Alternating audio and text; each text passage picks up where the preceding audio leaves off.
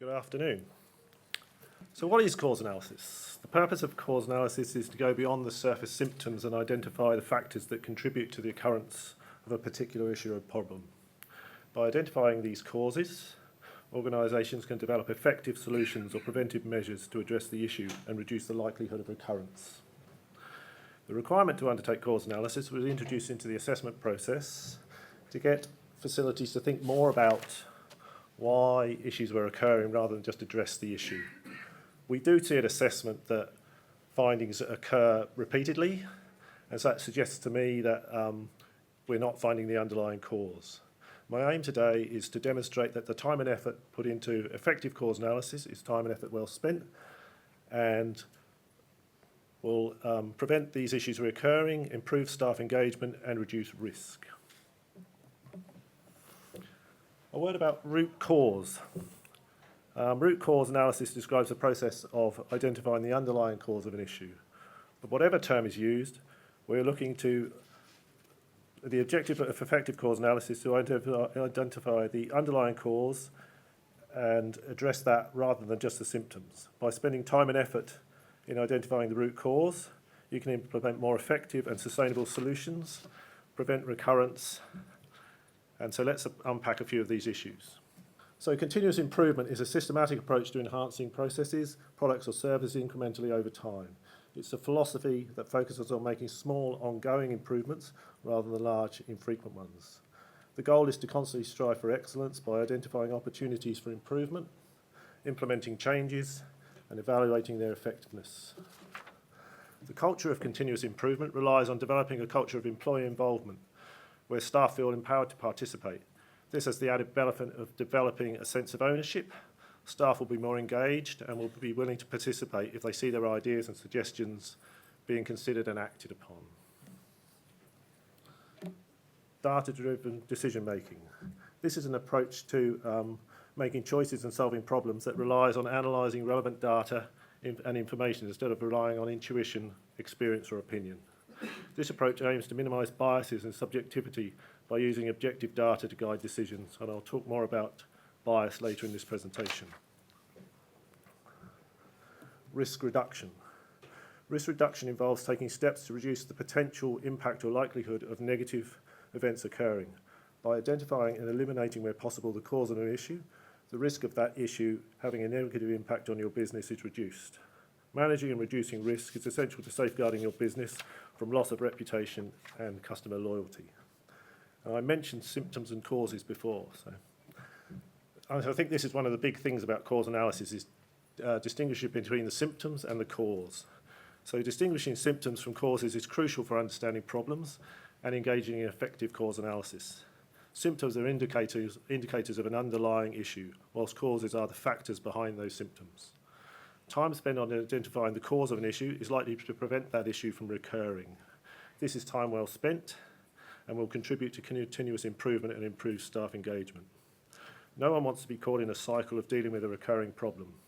It's inefficient and prevents an ongoing risk to your business. It is also demoralising for staff to be confronted with the same or similar issues time and time again. Just a word about bias. So in any situation, you can be subject to bias, and I think cause analysis can also be subject to bias. It's essential to use systematic and transparent methodologies and consider multiple perspectives, actively seek out contradictory evidence, involve diverse stakeholders in the analysis process, and remain open to revising hypotheses in light of new information. Additionally, critical reflection on one's own assumptions and biases can help improve the objectivity of the rigour. So let's finally get to the process of cause analysis. So we're going to look at two examples, the fishbone diagram and then the 5 ways technique. Just out of interest, a bit of audience participation. Who uses the 5 ways technique when they're doing their cause analysis? Okay, and what about the fishbone? Anybody do both? Excellent, okay. So the fishbone, the fishbone approach allows you to visualise what's going on. So you can draw out your system and put all the inputs you can think of there. So the fishbone allows a visualization of the sources of error. In this instance, I had to make this up, so we've got inaccurate results as our effect, and then method, equipment, people, environment, materials, and management. The number of spines on the fish is up to the complexity of the process, and this allows you just to visualize the whole thing and go through and so you can include or exclude the causation as needed. If we talk about the 5 whys approach, this is a system where you continuously ask the question why until you get to a plausible answer. So in my example here, we've got inaccurate test data. Why is it inaccurate? Because the equipment, there was new equipment, it wasn't calibrated. Why wasn't it calibrated? Well, it wasn't scheduled. Why wasn't the system updated? Oh, excuse me. Why wasn't the equipment updated? Because it wasn't on the installation qualification. So there you are. I'd say, yes, that's your root cause. If you never actually think about calibrating new equipment, then this situation is going to reoccur time and time again. So the process itself, up to point 4, I think, with the cause analysis, I got a bit excited and put the solution and monitoring in there as well. But I think that's probably because there were 6 boxes on the slide. That's the root cause of that. So developing a staged approach to cause analysis ensures the problem is clearly defined. You have appropriately skilled staff that are assigned to participate. You collect relative information, and then it gives you the best chance of identifying the underlying cause. Remember that the time taken to do this is time well spent because you don't want to repeat it. I'll just talk about now some skills around problem solving that I think are applicable to cause analysis. First of all, critical thinking. Develop your critical thinking skills by questioning assumptions, evaluating evidence, and considering alternative perspectives. Oh, sorry. Collaboration. Recognise the value of collaboration in cause analysis by engaging with your colleagues and other subject matter experts as needed.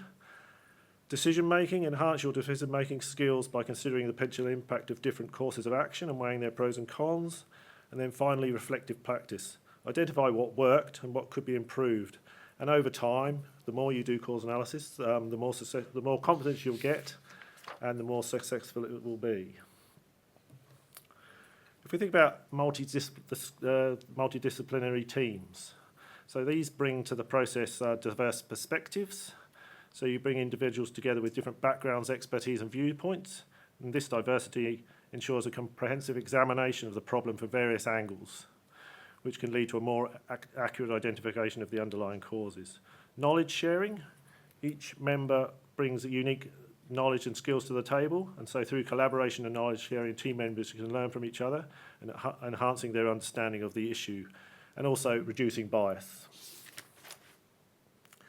So challenges to cause analysis. The complexity. But it helps when you have your fishbone diagram because you can visualize it. But many issues have multiple causes that interact in intricate ways, so it makes it difficult sometimes to isolate the primary factor. We've discussed biases. You may have limited data. You may have time constraints. I know we give you 4 weeks from the assessment activity to giving us your first response. So in some instances, you may find that may put time pressure on you. So you need to consider exactly how the most effective way of doing the cause analysis. An incomplete understanding of the process and also making false assumptions. So if you make incorrect assumptions about the problem, then it does make it difficult to identify the causes. A word on human error. So human error and overlooking an issue are often cited as the causes of an issue. Whilst human error cannot be excluded from causation, I think it's unlikely in most cases to be the underlying cause. You're required to have adequate training, supervision of staff, and this will reduce staff error. You're required to have procedures in place and have quality control and management system practices such as auditing to ensure activities are undertaken as required. Human error is more likely a symptom of inadequate training, ambiguous instructions in procedures, or lack of staff resources. I would suggest human error is more likely a symptom of an underlying cause. And just key points for effective cause analysis. So successful cause analysis requires a staged approach. Firstly, understand the issue and select appropriate experienced staff to undertake the cause analysis, remembering that a diverse group will give the broadest range of experience and facilitate a more in-depth analysis.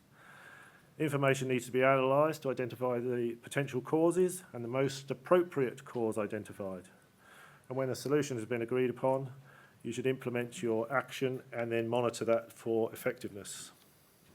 If a similar issue arises in the future, this is likely because the initial cause analysis did not identify the underlying cause. What are the main failures seen in a facility's cause analysis? I would suggest it's often around training and calibration of equipment, those type of things that have to be done on an ongoing basis. They just don't get, you're busy and you just can't keep up. I think that's quite possibly. I did think about, actually, before I came, I did think of going through a whole load of reports and bringing that out, but I'm pretty sure it's around training and staff and calibration of equipment and probably method validation as well.